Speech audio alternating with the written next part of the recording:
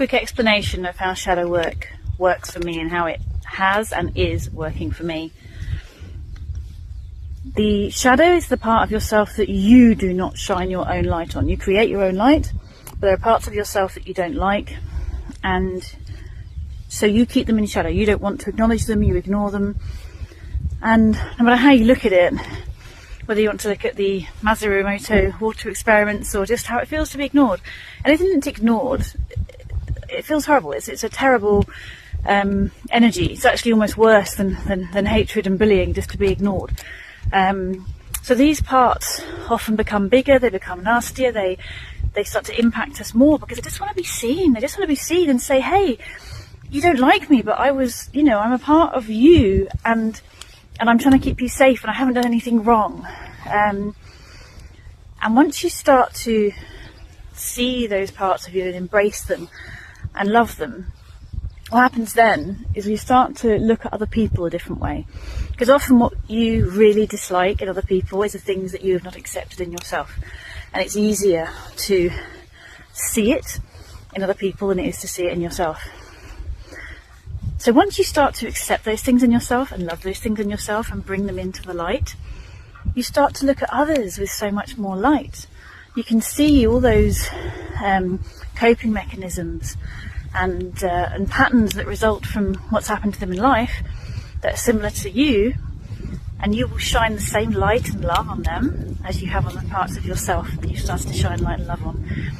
So anything that you do that you might think is self-centered or selfish, crikey, who's supposed to be the centre of your life if not you? Yeah.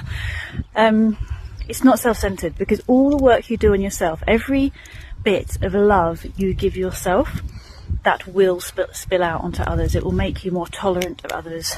It will make you able to be a light that others reflect back to you, and you will be the lighthouse. So yeah, it's hard. I'm not saying this is easy. These parts that have protected you, the longer you've ignored them, the more you've pushed them down, the harder it's going to be to acknowledge them.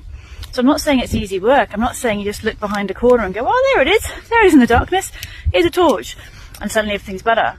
There's going to be massive emotions that come up, huge emotions, big triggering things that come up, memories you thought you'd pass. It's going to be hard, and it will take time. But we're coming towards the end of the year of the snake, and anything you don't shed will hold you back. So get shedding, do the hard work, go through a couple more weeks of difficult emotions, sit with it, sit with the emotions, sit with the thing you're trying to avoid. Every time you go to scroll, every time you go to put on the TV, every time you go to drink a drink, take a pause and go, what is it? What is it that I'm avoiding right now? What is it that I'm avoiding sitting with? Look for it, sit with it, talk with it, give it love, see it truly, give it gratitude for trying to protect you, because that's all your body is ever trying to do.